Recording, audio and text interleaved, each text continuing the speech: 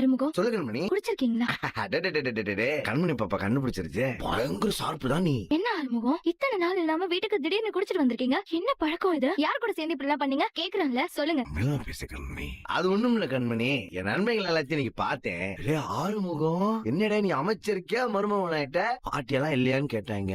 அதான் இங்க கூட சேர்ந்து கொஞ்சமா தான் குடிச்சேன். உங்க ஃப்ரெண்ட்ஸ் இந்த மாதிரி குடிக்கிறதுக்கு கேட்டா என்கிட்ட சொல்லிட்டு செய்ய மாட்டீங்களா? நான் கூட என்னடா இவ்வளவு நேரம் ஆச்சு, ஆளு காணுமே, என்ன ஆச்சோ ஏதாச்சோ 10 மணிக்கெல்லாம் வீட்டுக்கு வந்துருவாரே, இப்ப 11:30 மணி ஆகுதேன்னு யோசிச்சுட்டு இருந்தேன். ஆனா நீங்க என்னடா ஜாலியா ஃப்ரெண்ட்ஸோட பார்ட்டி கொண்டாடிட்டு வரீங்க. இல்ல கண்மணி, எல்லாமே நன்மைகளுக்காக தான். எனக்கு இப்பெல்லாம் அது பழக்கமே இல்ல கண்மணி. நான் வெள்ளத்தாயி அமைச்சர் ராசாங்கத்தோட அம்மா. என் மக அமைச்சரா இருக்கிறது எனக்கு ரொம்ப பெருமை.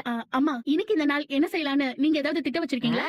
இருக்க, எங்க வீட்டு மருமக ஒருத்தி இருக்கா, சின்ன மருமக. அவ பேரு தமிழ் செல்வி. அவ டாக்டருக்கு படிக்கிறா. அதுவும் சும்மா இல்ல, அவன் கல்யாணம் கட்டிக்கிட்டு வந்ததுக்கு அப்புறம் தான் அவ படிக்க ஆசைப்படுறான்னு தெரிஞ்சு என் மகனும் பேரனும் தான் சேர்ந்து படிக்க வைக்கிறாங்க.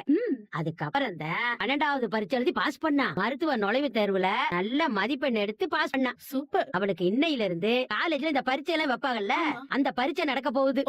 அந்த பரீட்சைக்கு நாங்க எல்லாரும் அவளை கூட்டிக்கிட்டு போலாம்னு இருக்கோம். உங்க எல்லாருக்கும் தெரியும், இவர் தான் என் மகன் ராசாங்கம். அப்புறம் இது என் இளைய மக சன்னாசி, இது என் மூத்த மருமக மோகனா, இது மலரு, இது என் மக சாவித்ரி, பேரத்தி தாமரை, இவன் என் இளைய பேரன் சேது, இவன் தமிழ் செல்வியோட புருஷன். இவன் இன்னைக்கு தமிழ் செல்வி எங்க போனாலும் தூக்கி